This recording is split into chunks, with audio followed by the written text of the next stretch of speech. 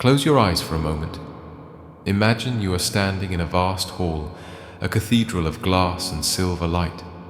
The walls are not walls at all, but mirrors. Infinite mirrors, stretching in every direction, each one reflecting not just your image, but something deeper, something you've never quite seen before. You step forward, and the reflections multiply. But here's what disturbs you.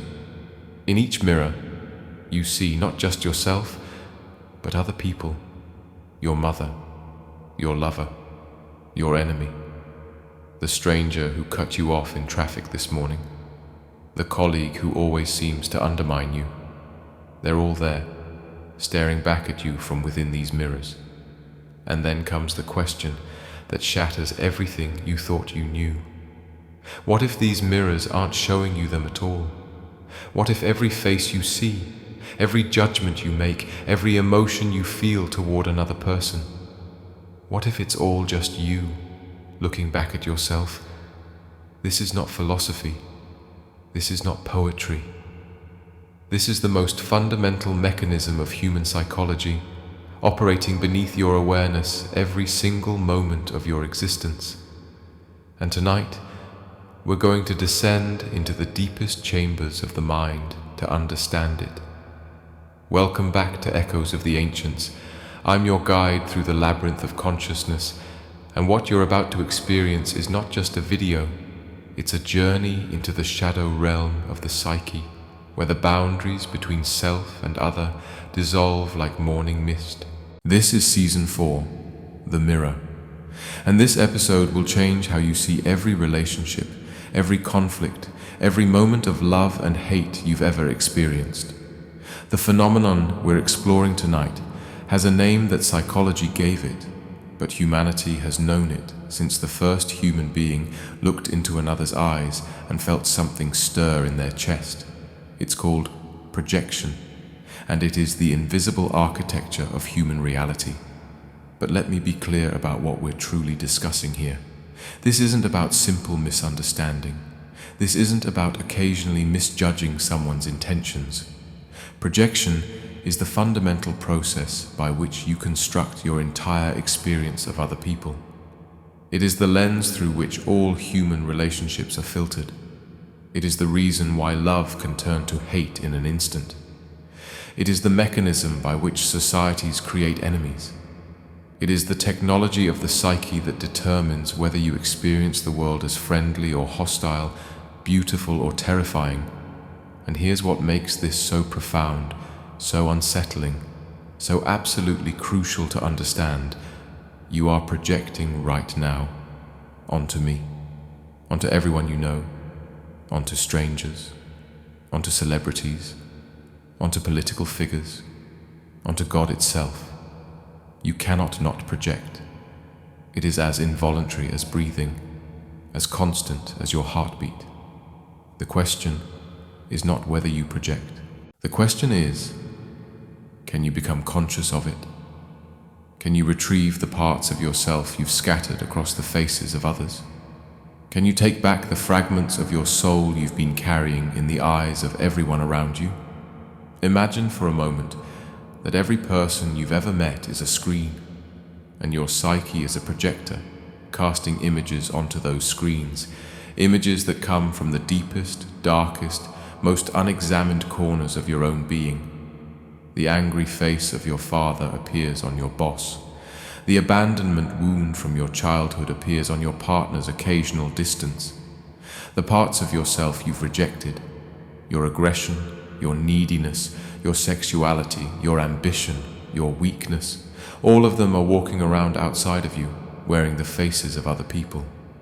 This is what Carl Jung meant when he said, "Everything that irritates us about others can lead us to an understanding of ourselves." But Jung wasn't being poetic. He was describing a literal psychological mechanism.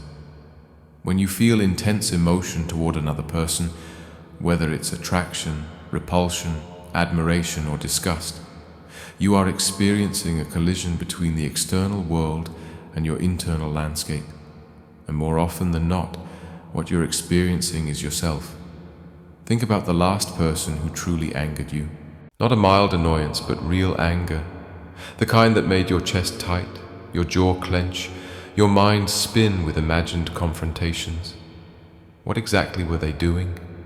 Be specific. Were they being selfish, controlling, dishonest, arrogant, weak?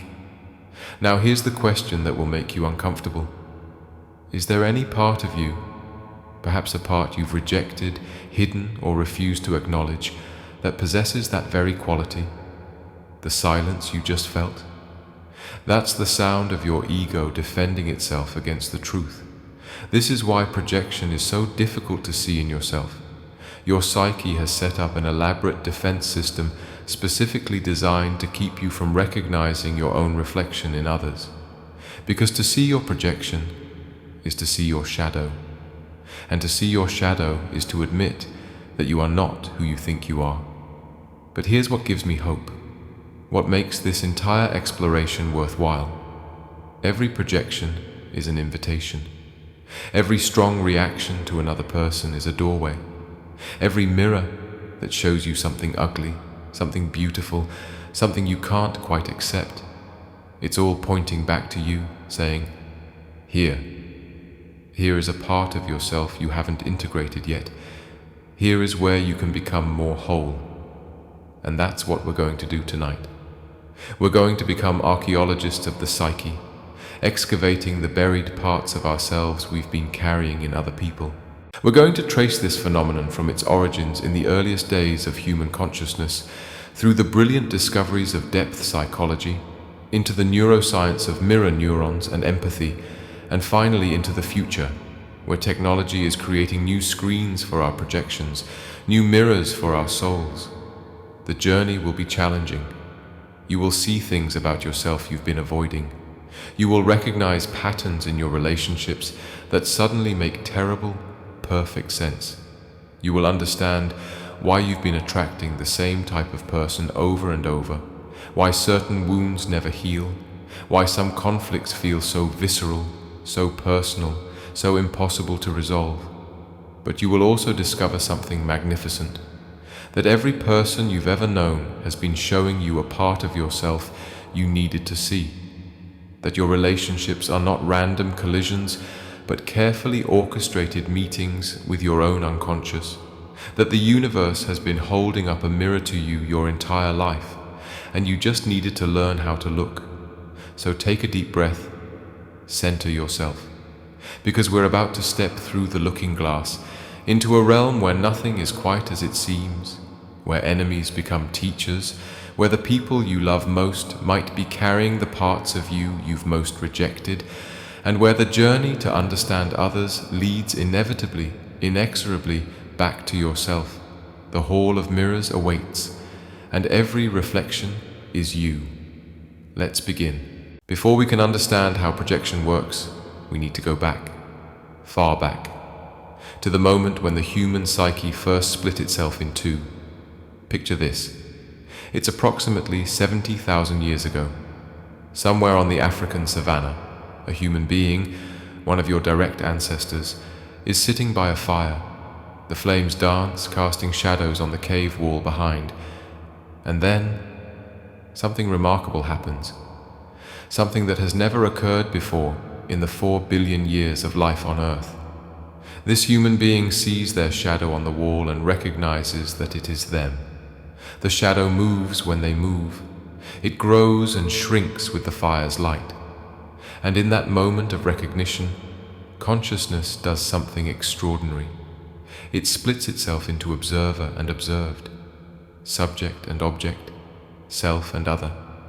This is the birth of projection, but it's also the birth of something else, the birth of psychological consciousness itself.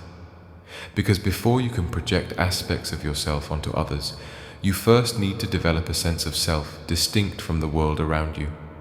Developmental psychologists call this the mirror stage.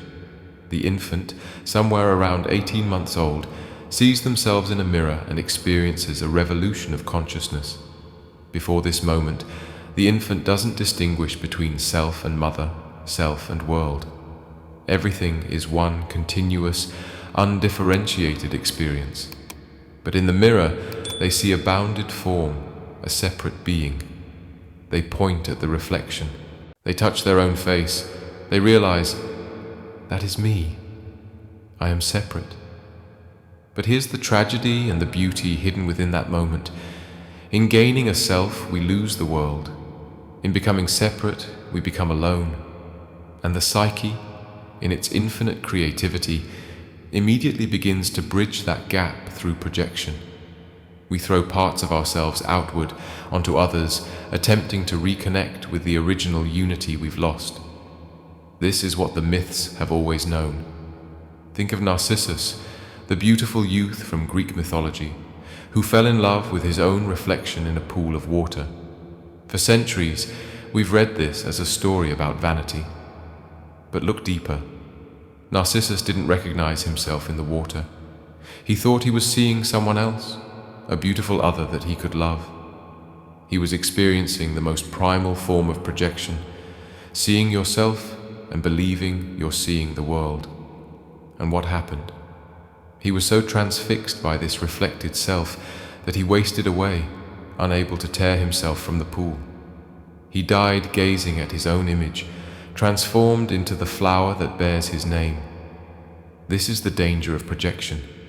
You can become so lost in the reflected fragments of yourself that you forget to live your own life. But the ancients understood something else too. They understood that mirrors are dangerous precisely because they tell the truth. In cultures across the world, mirrors have been associated with magic, with portals to other realms, with the ability to trap souls. In Jewish tradition, mirrors are covered during mourning. In various cultures, breaking a mirror brings 7 years of bad luck. Why? Because the mirror shows you something you're not supposed to see, yourself as others see you, the objective face that exists outside your subjective experience. When the great Chinese sage Zhuangzi woke from a dream in which he was a butterfly, he asked a question that has echoed through philosophy ever since. Am I a man who dreamed I was a butterfly? Or am I a butterfly dreaming I am a man? This isn't just philosophical wordplay.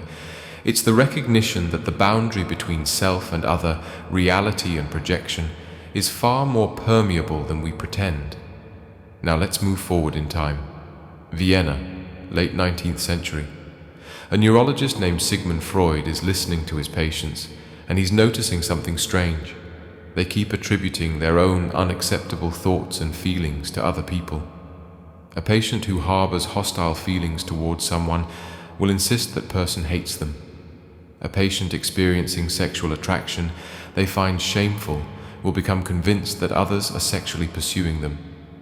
Freud gave this mechanism a name, projection, and he understood it as a defense mechanism, one of the ways the ego protects itself from anxiety. If you have a thought or feeling that threatens your self-image, your psyche can simply export it, place it outside of yourself, attribute it to someone else. Problem solved. Or so it seems. But Freud's student and eventual rival Carl Gustav Jung saw something deeper. Jung understood that projection wasn't just a defense mechanism, it was the primary way the unconscious communicates with consciousness. Every time you have a strong emotional reaction to someone, your unconscious is tapping you on the shoulder saying, "Pay attention, this is about you." Jung spent decades mapping what he called the shadow, all the parts of yourself that you've repressed, rejected, or simply never acknowledged. And here's what he discovered. The shadow doesn't disappear when you repress it. It goes underground. It becomes unconscious. And then it starts appearing in your perceptions of other people. This is why, Jung said, we meet ourselves time and again in 1,000 disguises on the path of life. The journey of individuation, becoming a whole, integrated person, requires retrieving your projections, taking back those exiled parts of yourself that you've been carrying in others. Let me give you an example that will make this viscerally real. Think about the qualities you most admire in others, the person you think is so confident, so creative, so authentic, so fearless. Now ask yourself, could it be that you're not seeing those qualities in them, but rather projecting your own unlived potential onto them. Could it be that the admiration you feel is actually your own disowned power calling out to you? This is what Jung called the golden shadow, the positive qualities we project onto others because we can't accept that we possess them ourselves. We make heroes and celebrities and gurus because we need somewhere to put the parts of ourselves we consider too grand, too powerful, too exceptional to own. And the inverse is equally true. The qualities you most despise in others, the traits that make you recoil, that fill you with righteous anger, these are often your own rejected aspects, your dark shadow appearing in the mirror of the other. Jung had a patient who came to him complaining endlessly about how dishonest people were. Everyone was lying, everyone was fake, everyone had hidden agendas. And Jung, in his characteristic directness, asked the man to consider whether he himself might be dishonest in some way. The man was outraged. He considered himself the most honest person he knew. But Jung persisted, and eventually the man began to see it. He was lying to himself constantly, about his motivations, his feelings, his desires, and because he couldn't face his own dishonesty, he had to see it everywhere else. This is the mechanism. This is how projection works. And once you see it, you can't unsee it. You start to notice it everywhere, in your relationships, in politics, in social media, in the collective consciousness of entire societies. But here's where it gets even more interesting. Modern neuroscience has discovered something that Jung could only intuit. We are literally wired for projection. In the 1990s, Italian researchers studying macaque monkeys made an accidental discovery that would revolutionize our understanding of empathy and social cognition. They found neurons that fired not only when the monkey performed an action, but also when the monkey observed someone else performing that action. They called these mirror neurons. What does this mean? It means that your brain simulates the experiences of others inside your own neural tissue. When you watch someone smile, the neurons associated with smiling activate in your brain. When you see someone in pain, your pain centers light up. You are, quite literally, experiencing their experience inside your own consciousness. This is beautiful, right? It's the neurological basis of empathy. It's why we can understand each other, feel for each other, connect with each other. But it's also the neurological basis of projection.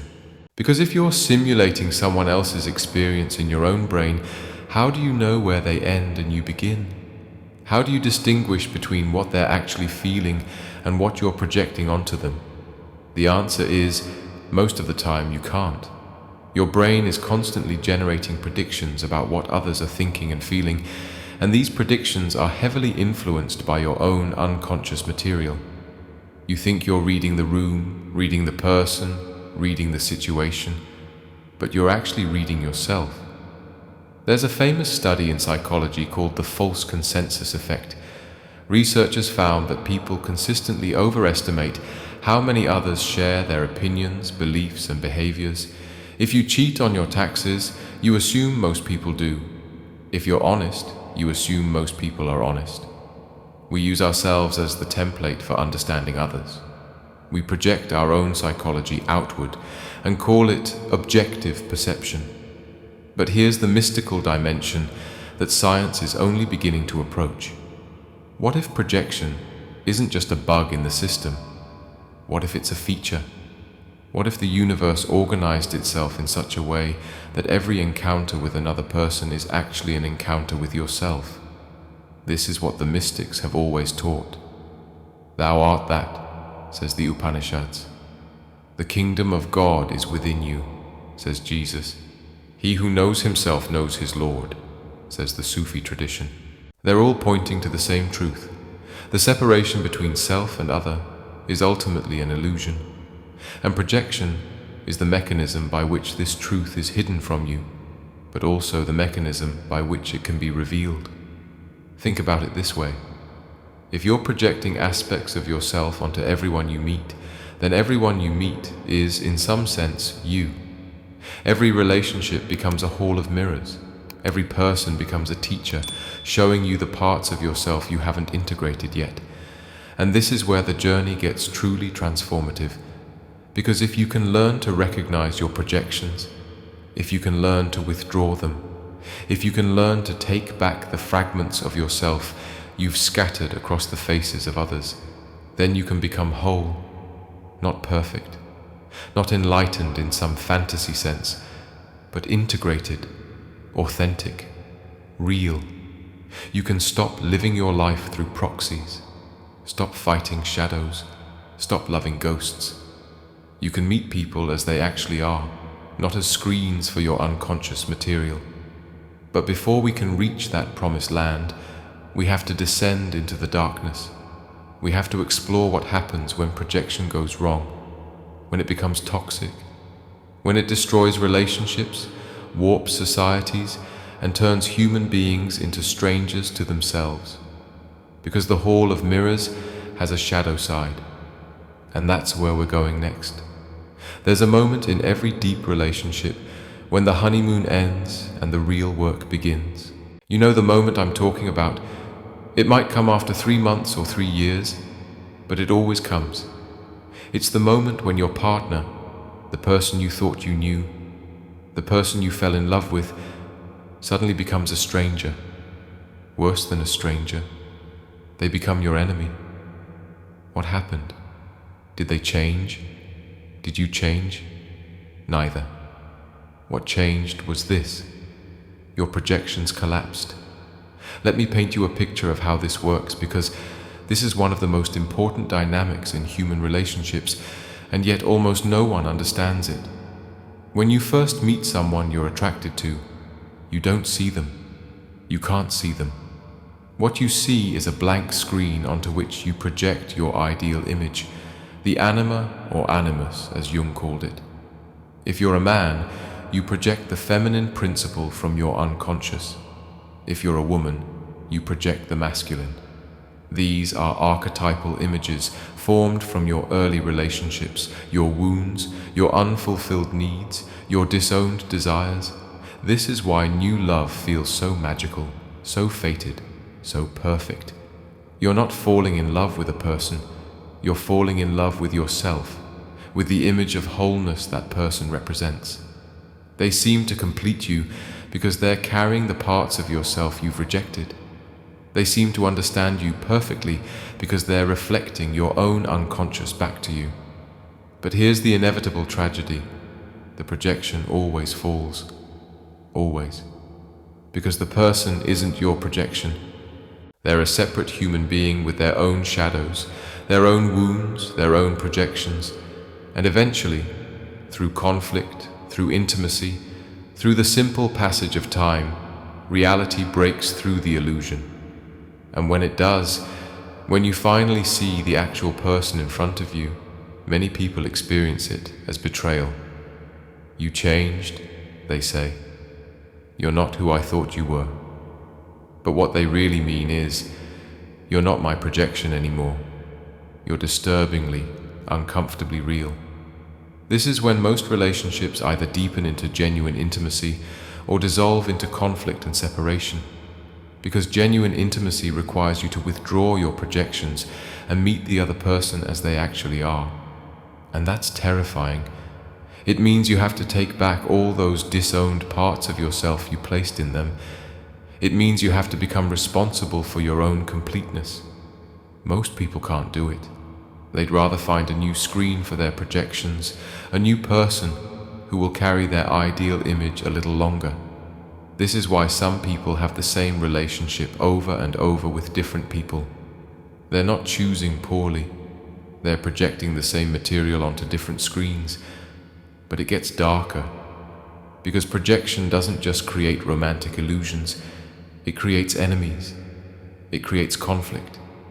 It creates the very thing it claims to protect against, the experience of being attacked, rejected, misunderstood. Here's how it works. Let's say you have a deep wound around rejection. Maybe your father left when you were young. Maybe your mother was emotionally unavailable. Maybe you were bullied in school. That wound becomes a sensitized area in your psyche. And now, as an adult, you're constantly scanning for signs of rejection. Your nervous system is on high alert. Your partner has a stressful day at work. They come home quiet, preoccupied, needing space. A normal, healthy response. But you don't see that. What you see, what your wound sees, is rejection. They don't want to be around me. I'm not important to them. They're pulling away. So what do? You react to the rejection you're projecting onto them. Maybe you get angry. Maybe you become clingy. Maybe you withdraw first, protecting yourself from the rejection you're certain is coming. And your partner, who was just tired, now actually does pull away. They're confused by your reaction. They feel attacked or smothered. The thing you feared, the rejection, becomes real. Not because it was real to begin with, but because your projection made it real. This is what psychologists call a self-fulfilling prophecy, but it's really just projection in action. You create the very reality you fear by projecting it onto neutral situations, and then you use that reality as evidence that your projection was accurate all along. See? I knew they would reject me. No, you didn't know. You created it. And this doesn't just happen in romantic relationships. It happens everywhere. In families, where each member carries projections from multiple people, creating a complex web of misperceptions and misattributions. In workplaces, where colleagues project their issues with authority, competition, or inadequacy onto bosses and co-workers. In friendships, where unspoken expectations and projected needs create resentment and distance.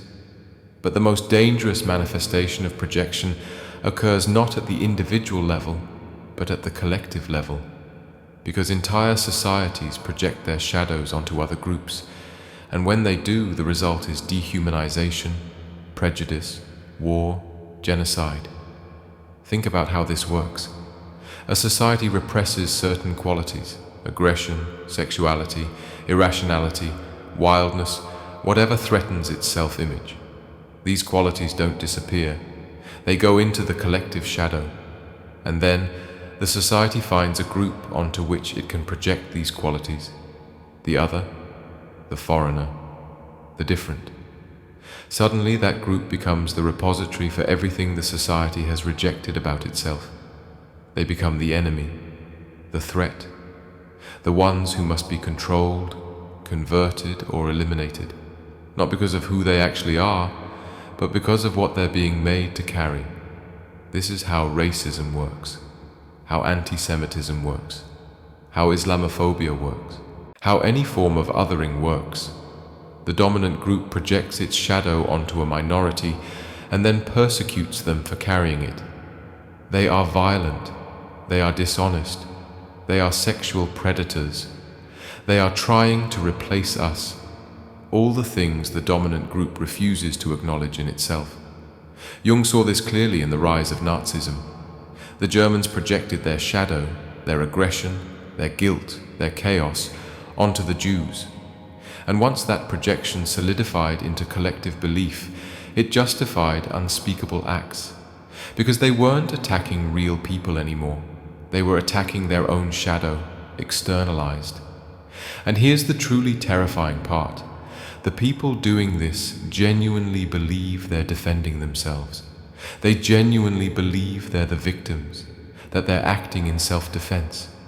Because when you're projecting, you can't see that the enemy is a creation of your own psyche. The projection is completely unconscious.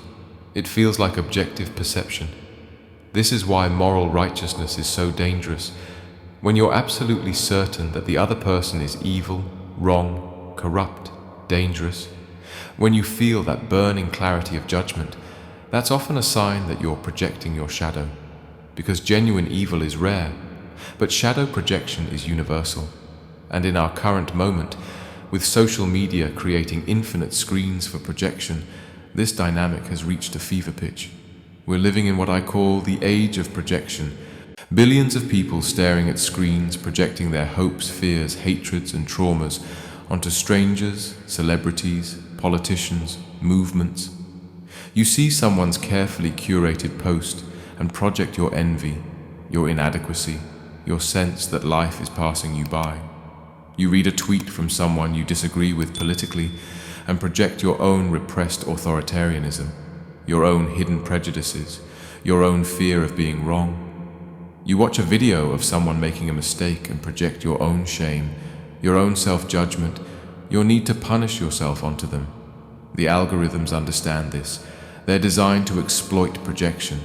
They show you content that triggers your shadows, that activates your projections, because that's what creates engagement. Outrage is just projection with a hashtag. And the result? We're becoming more and more alienated from each other and from ourselves. We're living in a funhouse of mirrors, surrounded by distorted reflections of our own psyches, believing they're real people, real threats, real enemies. But here's what gives me hope. Here's why I'm taking you on this dark journey. Because every projection, no matter how toxic, contains information. Every enemy you create is showing you a disowned part of yourself. Every judgment you make is an invitation to self-examination. There's a practice in contemplative psychology called the 3-2-1 process. When you find yourself having a strong reaction to someone, you work through 3 stages. First, you face them in third person. He is so arrogant. You examine the qualities you're seeing in them. Then, you dialogue with them in second person. You make me feel small. You trigger my inadequacy. You explore the emotional impact they have on you. Finally, and this is the crucial step, you take it into first person. I am arrogant. I am afraid of my own power. I judge myself for wanting attention. You recognize the projection and take it back. This is the work. This is the path out of the hall of mirrors. Not to stop projecting, you can't, but to become conscious of your projections, to recognize them, to withdraw them, to integrate what they reveal. I knew a man once who hated his father, absolutely hated him. His father was controlling, critical, emotionally unavailable, classic toxic masculine archetype. And this man built his entire identity around being the opposite. He was sensitive, open, nurturing. He prided himself on not being like his father. But then he had a son, and one day he heard himself saying the exact words his father used to say. He felt the same impatience, the same frustration, the same need for control. And he realized, with horror, that he had been carrying his father inside him all along. All those years of hatred, of judgment, of projection, they hadn't protected him from becoming his father. They had prevented him from consciously working with those qualities in himself. So he did the hardest thing a human being can do. He forgave his father, not because his father deserved it, but because holding on to the projection was destroying him. He took back the projection and owned those qualities in himself, and in doing so he became free to choose which parts to keep and which to transform. This is what forgiveness actually is, not condoning bad behavior, not pretending harm didn't happen, but withdrawing your projection and seeing the person as they are, flawed, human, carrying their own wounds and shadows. When you forgive someone, you're not letting them off the hook. You're letting yourself off the hook of projection. But we need to go even deeper. Because there's another level to this that we haven't touched yet. What happens when you project onto yourself? When the mirror turns inward and you become both the projector and the screen? This is the phenomenon of the superego in Freudian terms, or the inner critic in contemporary psychology. It's the voice in your head that constantly judges you, evaluates you, tells you you're not good enough. And here's the secret. That voice is a projection too. When you were a child, you internalized the voices of your parents, your teachers, your culture. You took their judgments, their expectations, their fears, and you made them your own. And now, you project those voices onto yourself, creating an internal tyrant that seems like it's protecting you, but is actually just perpetuating old wounds. This is why self-compassion is so difficult, because to be compassionate to yourself, you have to withdraw the projection. You have to recognize that the harsh voice isn't the truth about you. It's a collection of other people's projections that you internalized. And this is where the descent reaches its deepest point. Because if all your perceptions of others are projections, and even your perception of yourself is a projection, then who are you really? Is there a you beneath all the projections? Or are you nothing but a hall of mirrors, reflecting and re-reflecting images that have no original source? This is the existential crisis at the heart of projection, and it's the question that will either destroy you or transform you, because the answer determines whether you spend your life fighting shadows or whether you finally step into the light of genuine self-awareness. The darkness is deepest just before dawn, and we've reached the midnight of the psyche, but light is coming, a different kind of light. Not the harsh light of judgment, but the gentle light of recognition, because there is a way out. There is a way to see clearly. There is a way to meet people as they actually are, and to meet yourself as you actually are. And that's where we turn now, to the awakening, to the revelation, to the moment when the mirrors become transparent and you finally see through them to what's real. There's a Zen story about a monk who spent 20 years searching for enlightenment. He meditated for hours every day. He studied under multiple masters. He denied himself comfort, companionship, worldly pleasure, and still enlightenment eluded him. One day, frustrated and exhausted, he stopped trying. He went to a river to draw water, and as he looked into the river, he saw his reflection. And in that moment, he realized he had been searching for himself in everyone and everything except the one place he actually existed. The search itself had been the obstacle. This is what happens when you begin to understand projection. You realize you've been searching for yourself in others. You've been trying to become whole by finding the perfect relationship, the perfect teacher, the perfect ideology. But wholeness doesn't come from others. It comes from retrieving what you've projected onto them. So how do you do this? How do you begin to see through the hall of mirrors? How do you reclaim the fragments of yourself you've scattered across the faces of everyone you know? The first step is awareness, simply noticing when you're having a strong emotional reaction to someone, not judging it, not trying to change it, just noticing. I'm having a strong reaction right now. I feel anger, attraction, disgust, admiration. This is probably telling me something about myself. This simple act of noticing creates space, a gap between the trigger and your response. And in that gap, consciousness can enter. You can ask yourself, what is this about? What is being activated in me right now? Let me give you a practical example. Let's say you're in a meeting and a colleague takes credit for your idea. You feel a surge of rage. Your mind starts spinning. They're so arrogant. They always do this. Everyone in this room is going to think they're brilliant and I'm nobody. The old pattern would be to either explode in confrontation or to seethe in silence, building resentment. But if you've developed awareness, you pause. You notice, I'm having a very strong reaction, much stronger than the situation warrants. What's being triggered? And as you sit with that question, memories surface. Your older sibling who always got the attention, your parent who never noticed your achievements, the deep wound of invisibility, of not being seen, of not mattering.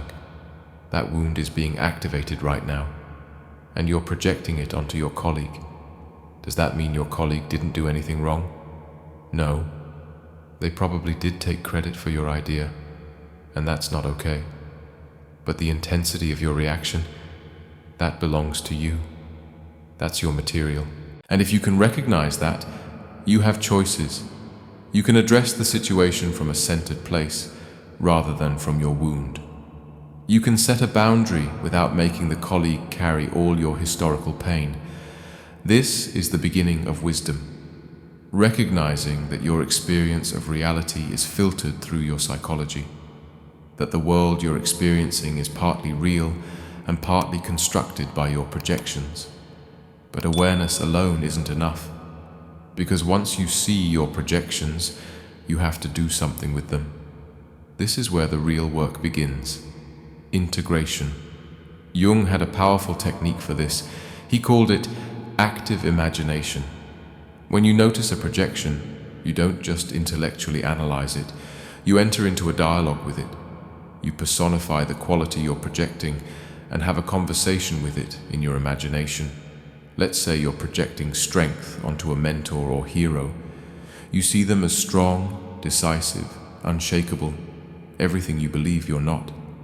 In active imagination, you would visualize that strength as a figure, maybe the mentor themselves, or a symbolic representation. And you would ask, why am I here? What am I trying to show you? And if you listen, really listen, beyond your ego's defenses, the figure might respond, I'm not out there, I'm in you. You've placed me in others because you're afraid to embody me yourself. You're afraid that if you're strong, you'll become dominating like your father. You're afraid that if you're decisive, you'll make mistakes and be judged. So you've exiled me, but I'm yours. I've always been yours. This is the moment of retrieval. This is when you take back what you've projected. You say, yes, this quality is in me.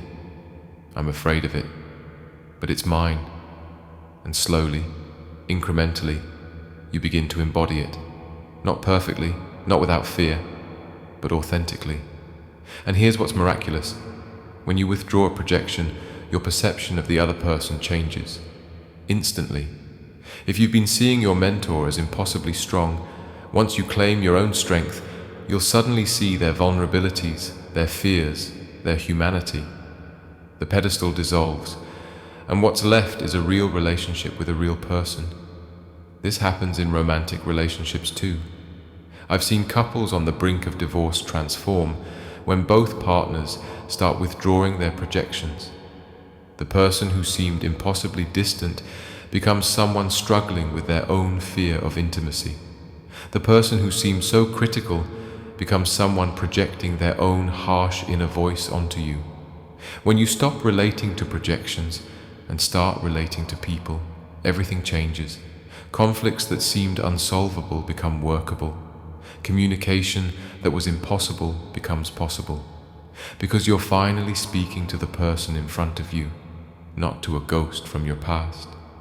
But this process isn't just about improving relationships, it's about becoming whole. Every projection you withdraw, every shadow quality you integrate, you become more complete, more yourself, less fragmented. Jung called this process individuation, becoming an individual, undivided self, and he believed it was the central task of the second half of life. In the first half, you build an ego, a persona, a social identity. You project what doesn't fit that identity onto others.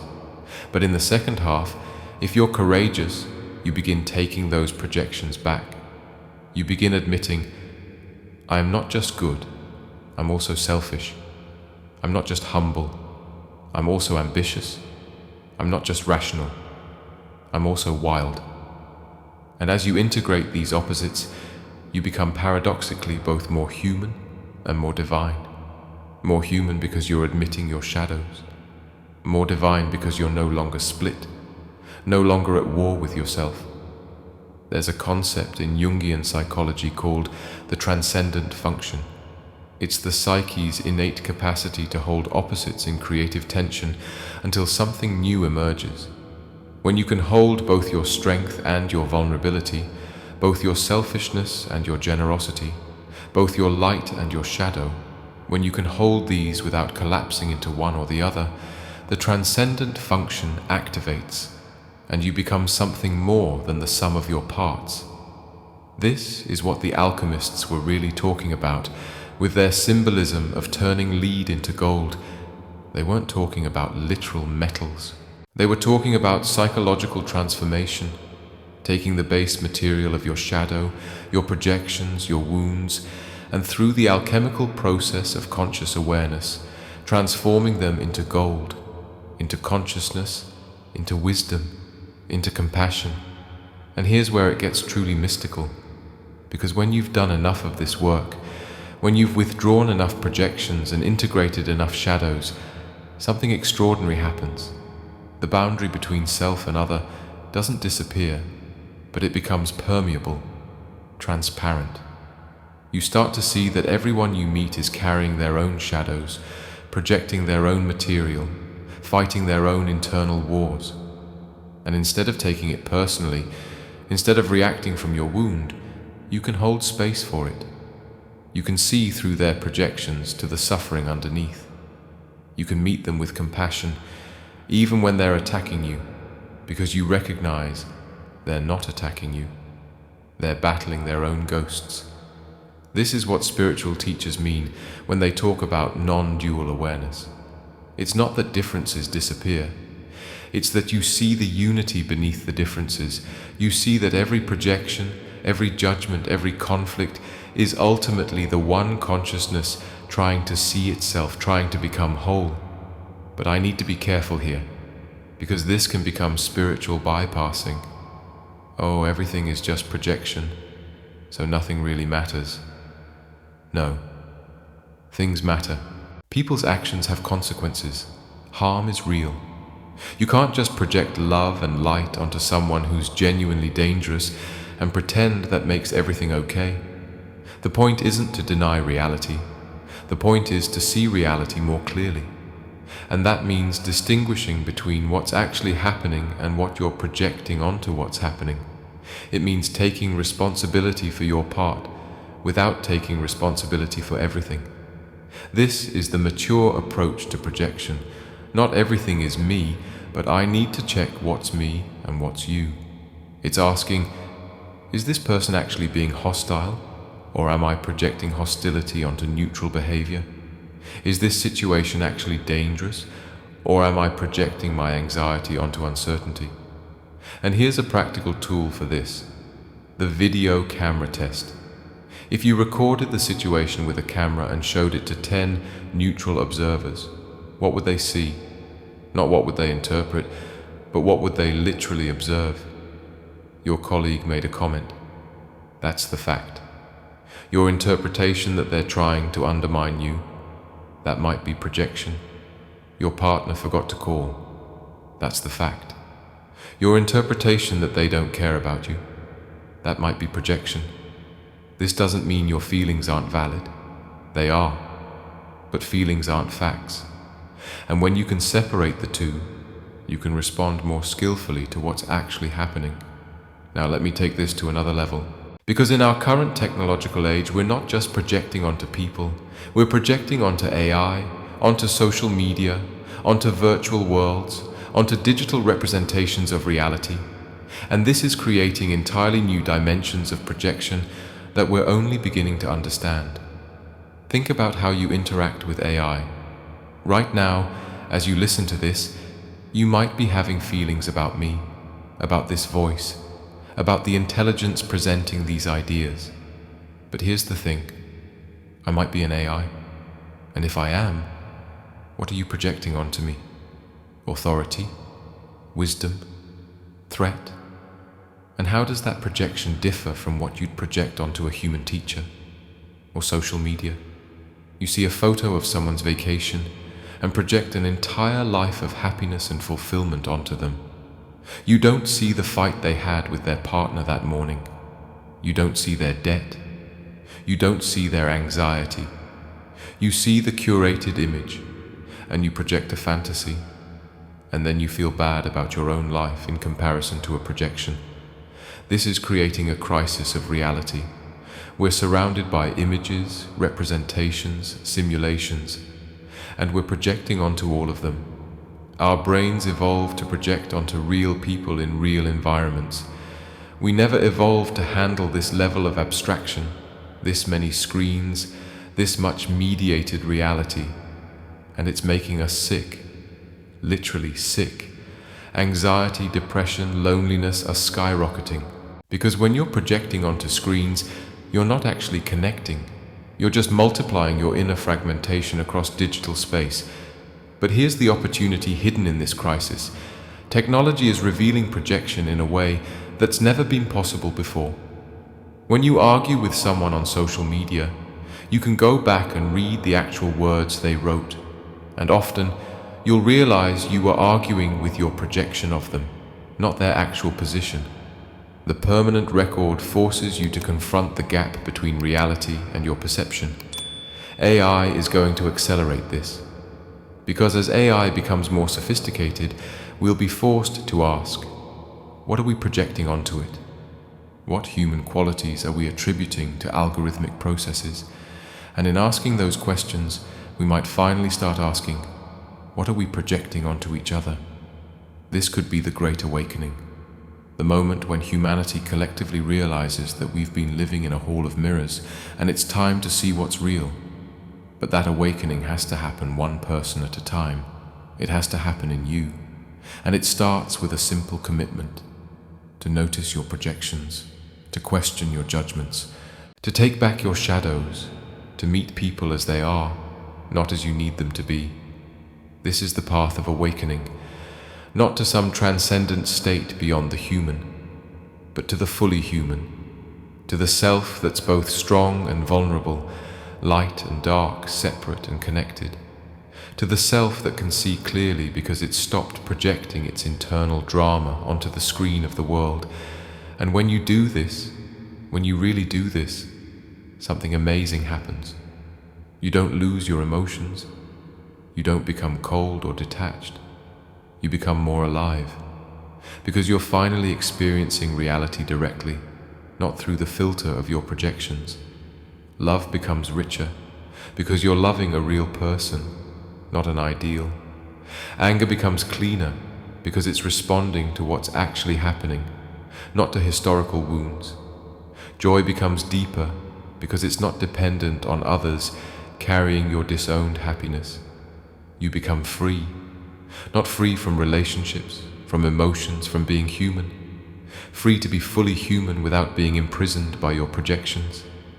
This is the promised land, not some distant enlightenment, but this, seeing clearly, living authentically, being whole. And it's available to you right now, in this moment, in the next conversation you have, in the next strong emotion you feel, in the next judgment that arises in your mind.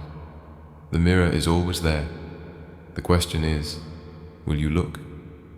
We've traveled far together tonight. From the first cave paintings to the latest AI, from the birth of self-consciousness to the possibility of seeing through it.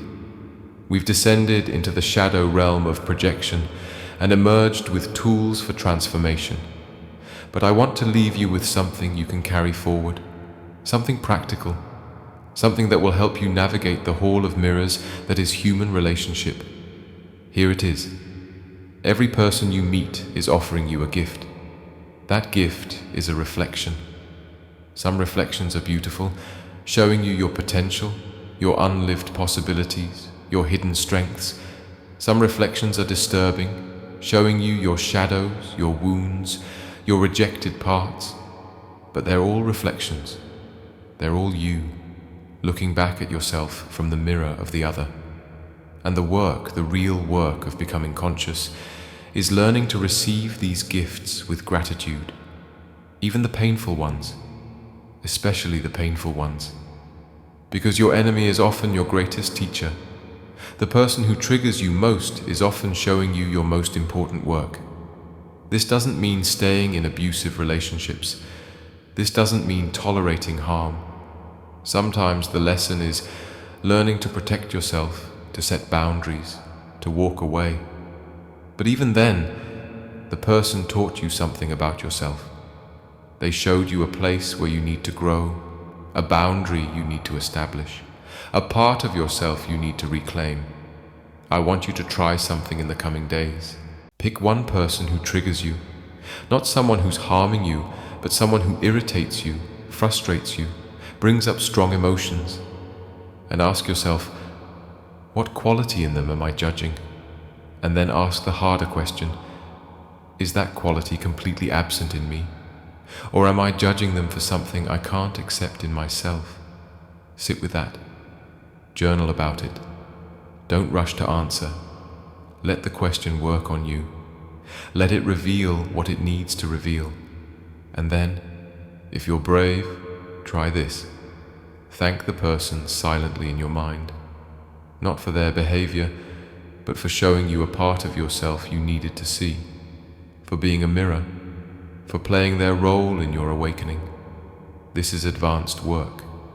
This requires you to take radical responsibility for your experience, not responsibility for other people's actions. They're responsible for that. But responsibility for your reactions, your projections, your part in the dynamic. And I'll tell you from experience, this work is hard. It goes against every instinct of the ego, which wants to blame, to judge, to make others wrong so you can be right. But when you do it, when you really start withdrawing your projections and integrating your shadows, your entire life transforms. Relationships that were stuck become fluid. Conflicts that were impossible become solvable. Energy you were wasting on external battles becomes available for internal growth. You stop being a victim of circumstances and start being a creator of your reality. But perhaps most importantly, you become capable of genuine intimacy. Because intimacy requires you to be seen as you actually are, not as your projection of yourself, and to see others as they actually are, not as your projection of them.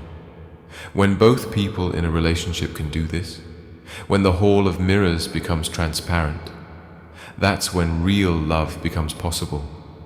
Not the projective love of the honeymoon phase, but the mature love of two whole people choosing to walk together. This is what Jung meant when he said, "The meeting of two personalities is like the contact of two chemical substances. If there is any reaction, both are transformed." But the transformation doesn't happen when you're projecting. It happens when you stop projecting, when you meet each other in reality. And here's the beautiful paradox I want to leave you with. The more you withdraw your projections, the more you reclaim your wholeness, the more separate you become from others, and simultaneously, the more connected you become. Because real connection doesn't happen between projections. It happens between real selves. When you're projecting, you're actually alone. You're in a relationship with your own psyche, not with another person. But when you stop projecting, suddenly there's another person there, a real, complex, mysterious other, and that's both terrifying and exhilarating. So yes, withdraw your projections, integrate your shadows, become whole, but don't do it to transcend relationship. Do it to finally become capable of relationship, real relationship, the kind that transforms both people, the kind that makes you more human, not less. The mirror has shown you what you needed to see, but remember, the mirror isn't the thing itself. At some point, you have to look away from the reflection and look directly at reality. At some point, you have to step out of the hall of mirrors into the sunlight of direct experience. And when you do, you'll discover something wonderful. The world is more mysterious, more beautiful, more terrible, more real than any projection could capture. People are deeper than you imagined. Life is stranger than you thought. And you are more vast, more complex, more capable of transformation than your ego ever allowed you to believe. This is the promise of consciousness. This is why the ancients encoded these teachings in myths and symbols. This is why depth psychology devoted itself to mapping the unconscious. This is why spiritual traditions speak of awakening, enlightenment, liberation. They're all pointing to the same thing, the possibility of seeing clearly, of living authentically, of being fully human in a world that's constantly inviting you to be less than human, to stay asleep, to keep projecting your inner drama onto the screen of reality. But you don't have to accept that invitation. You can wake up. You can see through the mirrors. You can reclaim yourself from the faces of others. And when you do, the world doesn't lose its magic. It becomes more magical. Because now you're experiencing it directly, not through the lens of projection. Every person becomes a universe to explore. Every moment becomes an opportunity for genuine connection. Every reflection becomes an invitation to know yourself more deeply. The Hall of Mirrors was never a prison. It was always a temple, a sacred space where consciousness learns to see itself, where the one becomes many and the many become one, where you discover that the journey to understanding others always leads back to yourself, and the journey to understanding yourself always leads you back to others. This is the teaching of the mirror. This is the wisdom of projection. This is what the ancients knew and what we're learning again. You are the one you've been seeking. The wholeness you're searching for in others is already within you. The love you want from the world is the love you must first give yourself. Take back your projections. Integrate your shadows. Become whole. Not for some future moment of perfection, but for this moment, right now, where life is happening. The mirror has spoken. Now it's time to live what you've learned. Thank you for taking this journey with me. Thank you for your courage in looking into the mirror. Thank you for your willingness to see yourself in all your light and shadow. Until we meet again in the echoes of the ancients.